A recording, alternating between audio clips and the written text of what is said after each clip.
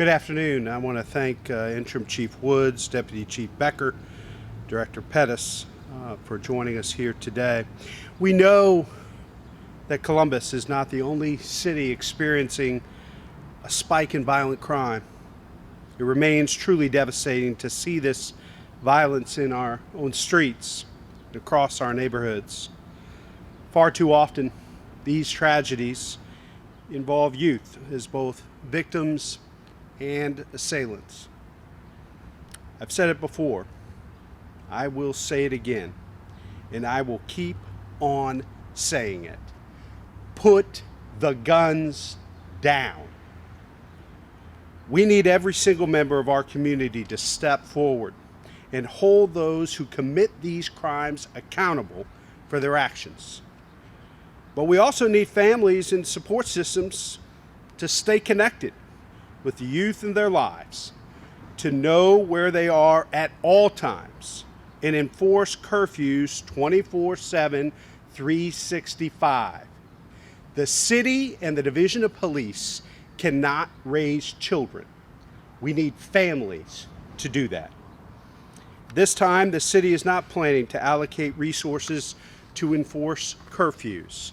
We need individuals and families to lead the important conversations and to establish and enforce clear, sensible, and common sense expectations within their homes.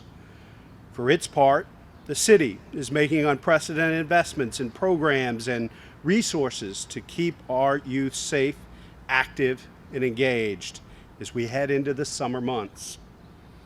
From violence prevention to sports, employment, and skills training, these opportunities are designed to provide constructive outlets for safe and healthy activities.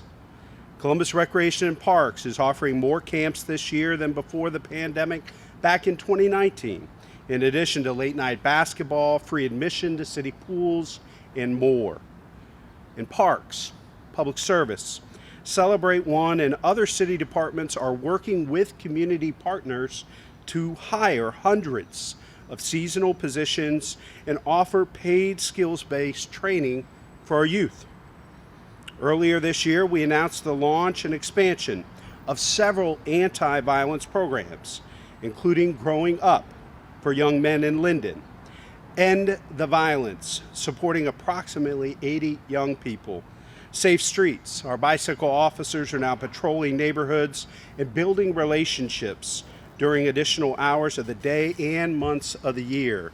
Reroute, which worked so well in 2 of our zones, we've taken it citywide, while we've doubled the number of interventionists and social workers working with the public health department.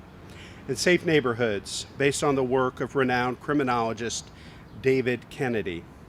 We're also working to evaluate the security within our parks system and identifying options for improvement. We have cameras at Bicentennial Park. Unfortunately, we have learned that they were not working at the time of this incident. We take responsibility for that, and we're fixing that immediately. We also explore other options to ensure that our parks are safe. There's no single answer to the complex problem of violence that cities across America are seeing. We, as a community, must do more and do better to protect our children and keep our neighborhoods safe.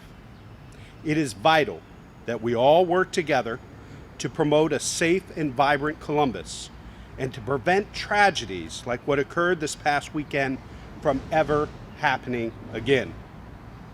Now I'd like to invite Interim Chief Woods to say a few words. Chief?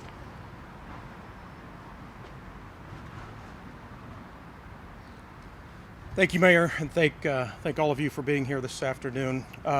Before I begin any comments, I want to remind all of you that my response to any question will be somewhat limited. Although this is an event of note, it remains an active investigation, an active homicide investigation, and an investigation into the felonious assault of 5 additional victims.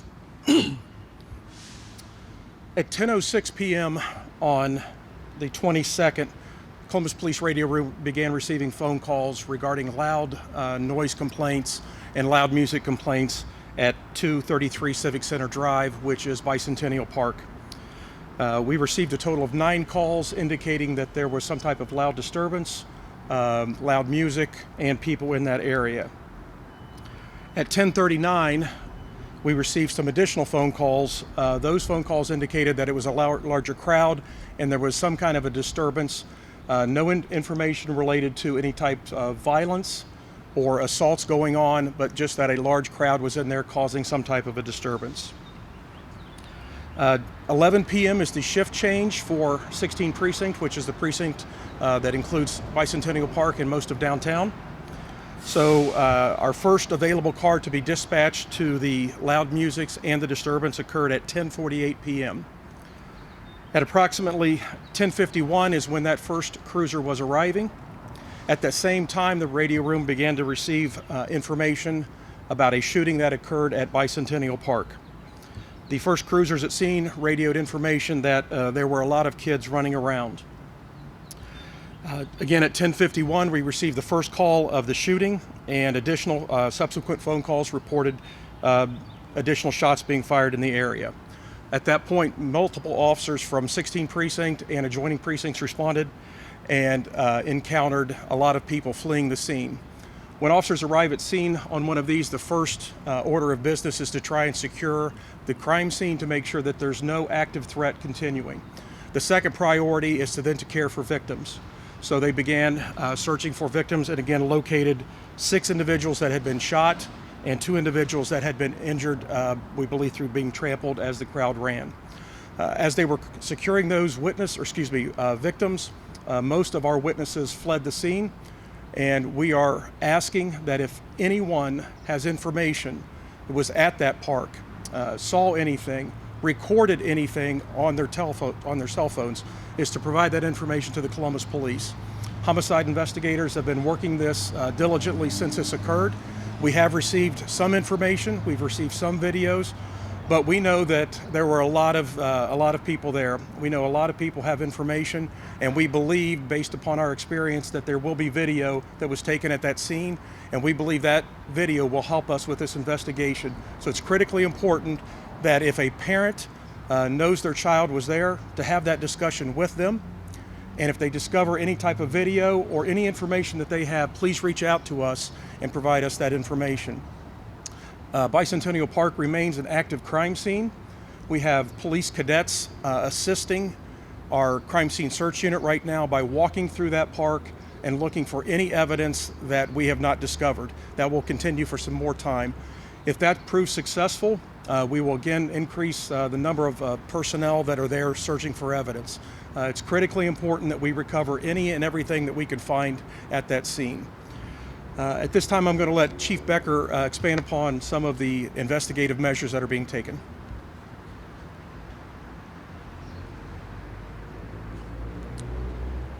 Thank you, Chief. Mayor.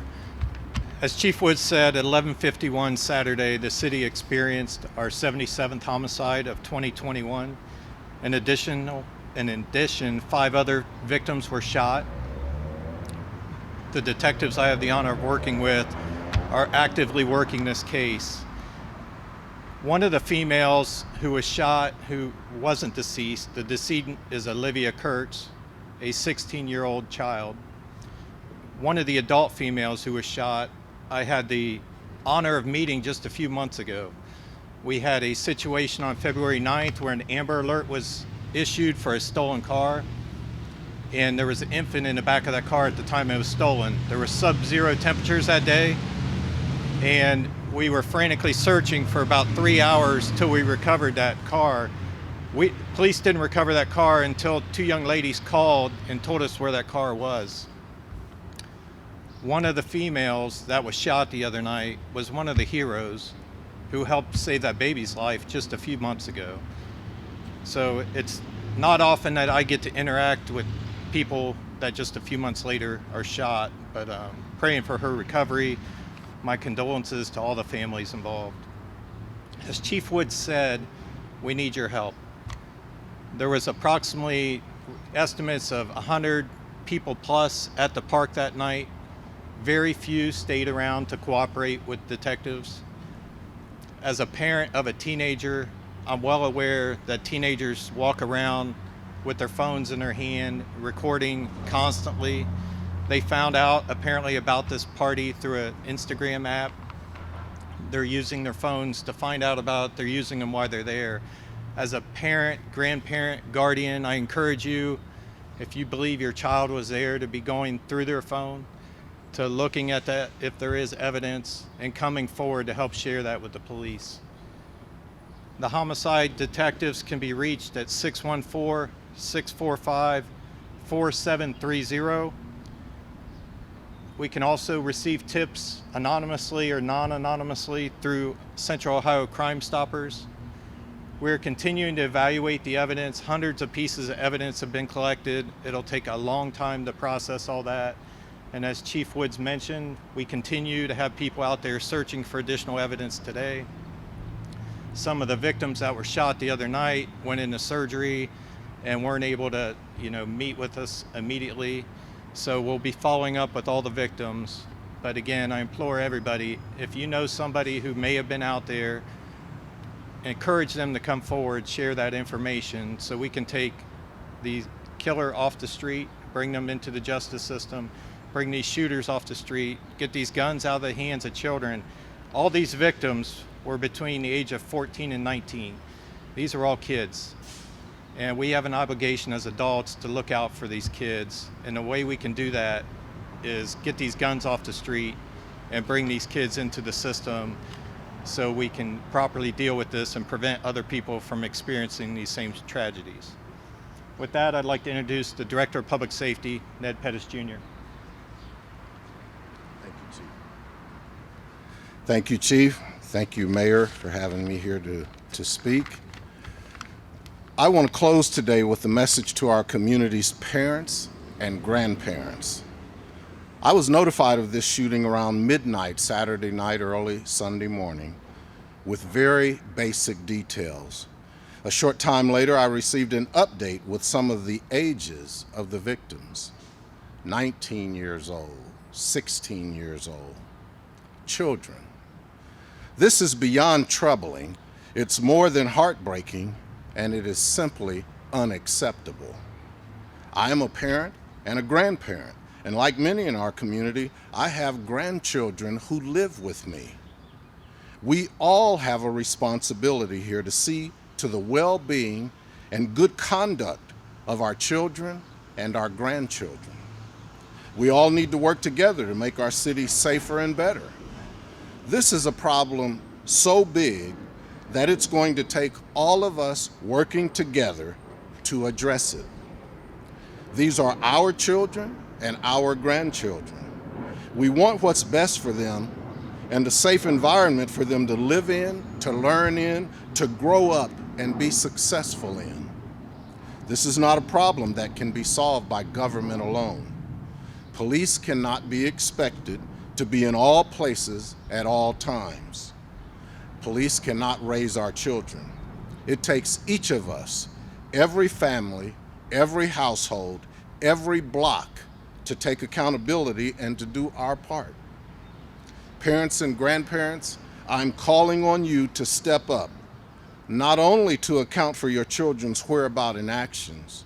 If it's possible, as the Chief has said, that your children or grandchildren were at this event Saturday, we are asking you to check their phones for any video or photos.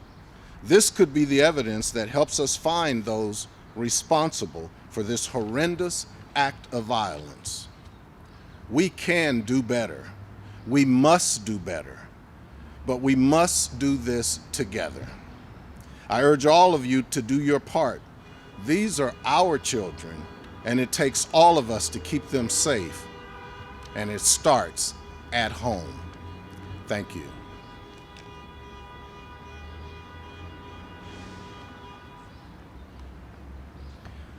I think one point that I want to make sure we reemphasize, and might ask Chief Woods or Deputy Chief Becker to reinforce this, what may seem like a relatively innocent party or get-together amongst adolescents attracts other types of folks as well. And we know, I believe, Chief, that there are at least two individuals that have been identified that may have been there that night that have previous violent encounters in our city. And so it's critically important for parents and grandparents to know, even there's a group of teenagers gathering at a park and so forth, because of the way these things have happened, it may very well attract people with dangerous pasts who have malicious intent. Chief, you want to speak any more of that, Deputy Chief Becker? I think one thing to remember when you have a child or grandchild going to one of these events, you don't know who's going to be there. These are shared by social media apps, through word of mouth, and once it gets out, the group that you thought was going to be there may be others that are coming that you don't know. And those others that are coming that you don't know may have some type of a beef with someone that's already there.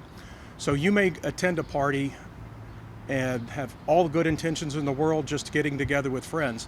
But when you can't control the element and the individuals that are there, bad things can happen, and I believe that's what we saw on Saturday night. An event that could have started off innocent, a group of people getting together to listen to music, quickly deteriorated into gunfire. Again, you don't know who's going to be there, and when bad things happen, you don't want your child or grandchild there, so pay attention to it. Have that conversation with them. Don't wait until an event happens to have the conversation. Talk to them ahead of time. Do you know who's going to be at this party? Should you be at that party? Is somebody going to be there that can control who's coming and going? This is unfortunately not the first event where we've had this situation occur. On campus earlier this year, a party was going on. Individuals that were not initially invited showed up and a homicide occurred. This is not a singular event. We have to do better with this. You have to talk to your kids. Let them know that these things can happen. Control who they're out with. So Insta parties, it's just not a good idea because, number one, being there could be illegal depending upon where it is. If it's on private property, they may not want that party there. This park closed at 11 p.m. After 11 p.m., they're in violation. So these things need to be known by your kids and your grandkids before the party begins. Thank you, Chief. Thank you, Chief, Director, Deputy Chief Becker. Be happy to take any questions you may have. Mayor, and I guess this might be better for the chief or the deputy chief. Why did it take so long for somebody to come to that non-emergency call? Obviously it was a non-emergency, but can you speak at all to what else was going on and why that took such a long time? Chief, Deputy Chief. So two factors. Number one are other calls for service. It was a Saturday night on a warm night. So other calls for service were occurring on second shift. Again, at 11 p.m. there is changeover. So you have to have time for the second shift officers to get back to the substation, unload, get their gear out. Third shift has to have roll call, get back in service. And again, I need to look at what other calls were pressing when they marked in service. We prioritize all our calls that we receive, and that's a priority 1 through a priority 5. Priority 1s are our emergency calls. Someone's being hurt, a shooting, a stabbing, all the way down to a priority 5, which is kind of a nuisance, a car that's being parked. Loud music complaints are a priority 4. We do our best to get those dispatched within 60 minutes of receiving that phone call. But in that 60 minutes, if a priority 2 or a priority 3 or priority 1 comes in, that priority 4 is going to get pushed back down. So again, even though it's in there as a priority 4 and received at 10:06, if something more pressing, more urgent comes in, that run will get pushed down. So that is unfortunately how that evolves throughout the night. And that's not an unusual occurrence on a warm Friday, Saturday night in a city of nearly 1 million people. Things occur. So if a domestic comes in, that loud music complaint is going to get pushed down further and further, and with no indication of violence, no indication of someone being in danger, that run is going to keep getting pushed down. So we get it dispatched as soon as we possibly can. So it took more than our 60 minutes. Our goal is 60 minutes, and we meet that whenever we can. You and I have had this discussion before. I've asked you this question point blank. With 77 homicides into 2021, I've got to ask again, is this city safe? The city is as safe as we choose to make it. Each and every one of us have a responsibility to do our part. And clearly, what happened the other night was avoidable if parents in the community are willing to step up and do their part. we still have an opportunity to bring those to justice who killed a 16-year-old child in our city and harmed others as well. Our city is worth fighting for. And what that means is that we've got to come together, not just investing in youth violence prevention programs and other things that we're doing as a city, but stepping up, looking out for our neighbors, understanding that whether or not these children are ours biologically, they're our responsibility as a community, and making sure that we share information with the police to hold people accountable and get violent assailants off the streets. Our city is as safe as we're willing to fight and work together to make it. The FOP in a statement over the weekend described what's going on in the city as complete chaos. Is there complete chaos out there? You know, we're interested in focusing on neighborhood and community safety, making sure our officers have what they need, that our neighborhood and community leaders are working with us to make our neighborhood safe. I'm not going to get into back and forth with folks that may or may not be part of our long-term strategy. And if I could follow up then quickly, this is a city centerpiece, Bicentennial Commons. Are you concerned that there's a perception outside the city that there's chaos, that this is not a safe city? That's a place where you want people to come in from out of town. Well, I think that's why we're standing here today. And the fact that we lost another 16-year-old child in our city, in our community, and so many young people were clearly in harm's way. And that's why we're asking the community to step up, share information, go through your kids or your grandkids' phones, talk to them about what they saw Saturday night, share that information with law enforcement. They can do it anonymously, as was shared earlier through Crime Stoppers. But we have to hold folks accountable for what happened the other night, but also challenge each other to make sure it doesn't happen again. Dan? How many cameras are there in Bicentennial Park? When will they be fixed? Because I know you said they aren't working. And what does it say about safety in Bicentennial Park or any park around the city that it took something like this to realize the cameras weren't working? Well, clearly, this is going to be a top priority for us, and I'm asking Recreation and Parks to work with the Department of Public Safety to look at all of our cameras at our parks and recreation centers. We know that we have community-based cameras as well. We're going to ensure that all those are working properly, but it will be my top priority moving forward. As far as how many cameras, Robin, do we know a number? We'll get back to you on the exact number. Will they be fixed tonight? They will be fixed as quickly as possible. It is a top priority for not just Bicentennial Park, but any other places throughout our city where we have safety cameras, to make sure they're working properly and that we're able to view those. Yes, Kevin. Hi, Mayor. I think people will be a little disappointed at this press conference. They had perhaps hoped you'd come up with a tangible solution to the gun violence. Instead, we heard, put your guns down. What is your solution to fix this? Curfews don't seem to work.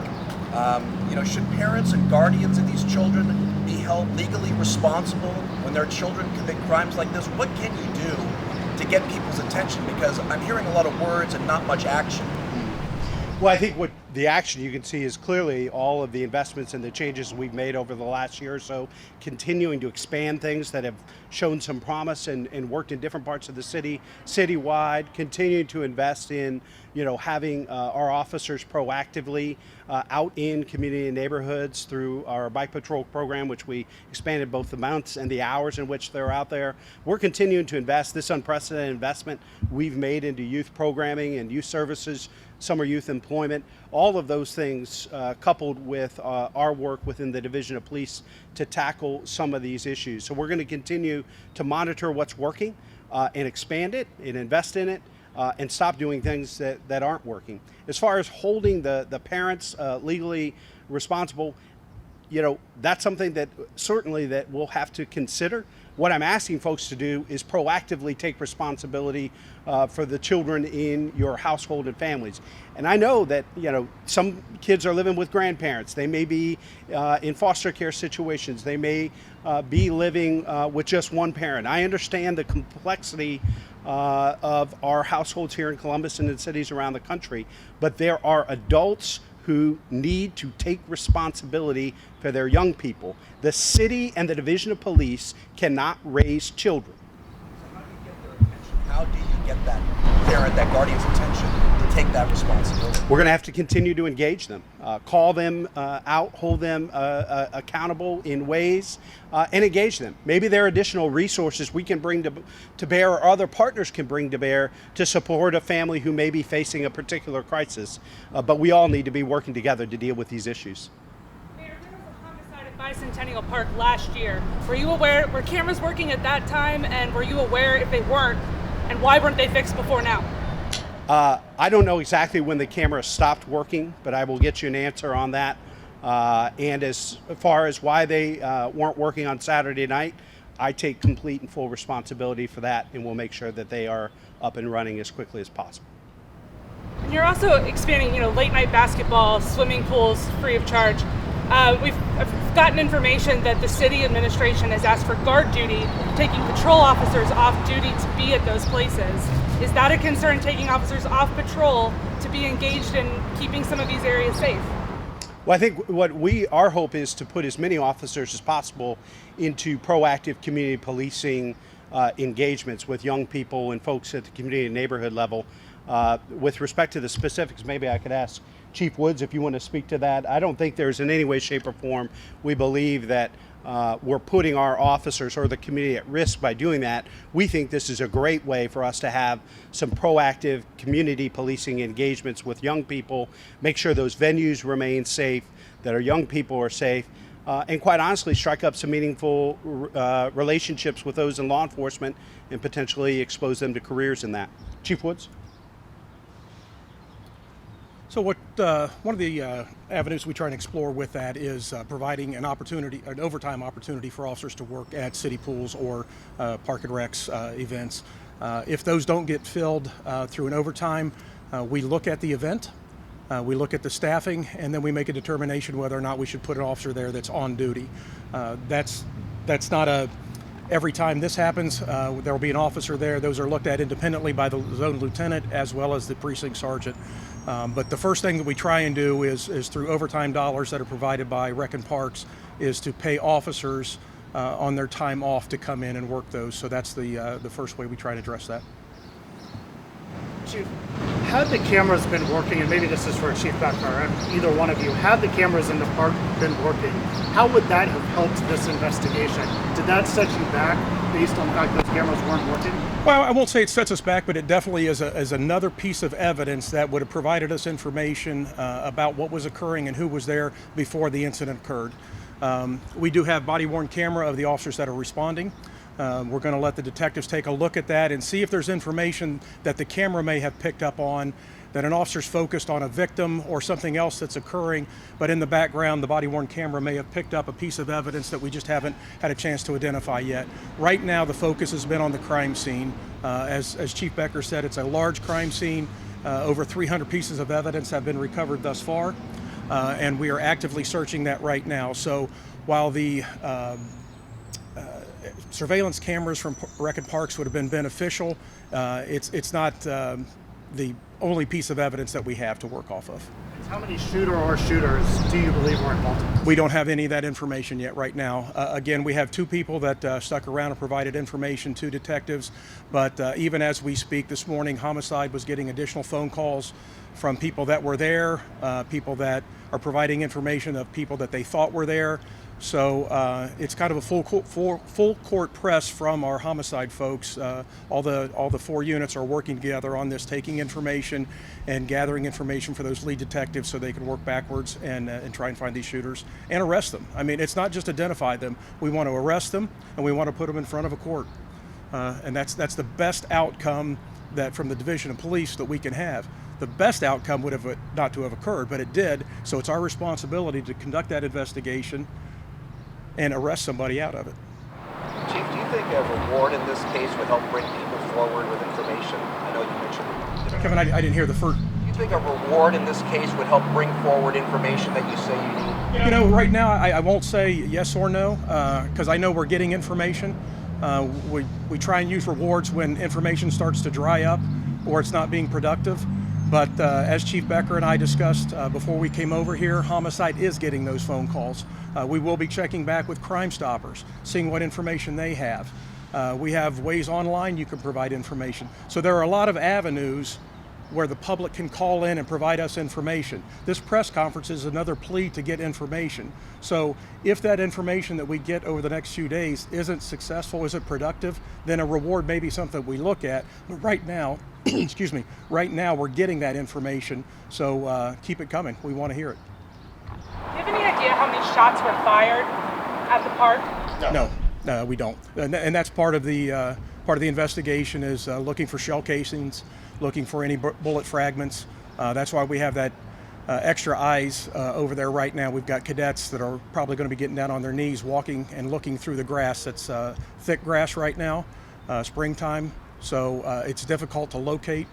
But we want to try and scour that park all through the grass, all through any piece of concrete or anything out there, and trying to find every piece of evidence that we can. I think the chief makes a great point, and I think Deputy Chief made it earlier today. We are getting information. People are sharing information about what happened the other night. We thank them for that, and we ask people to continue to offer information, details about what they saw, what they heard, what they know about what happened the other night. And again, parents and grandparents to take charge of their young people's phones and look for videos and pictures that could be shared with police, other details to help bring folks to justice and make sure we protect young people moving forward. I think I may have misheard you when you talked about you're not going to add resources to extend the curfew. Is there a reason why? What else? What other practical things can you do other than that? Well, we think that there are many different challenges with extending the curfew in the midst of a global pandemic. And we have lots of issues where we're asking the Division of Police to run point on in the community. And so this is a place where we've got to ask parents and grandparents and family members to step up. The city's not going to impose and enforce a curfew. We need you to do it in your households, in your neighborhoods, to make sure that young people who should not be out in parks or out at all after a certain hour at night are at home where they belong, in the supervision and care of a loving adult. Thanks, everybody.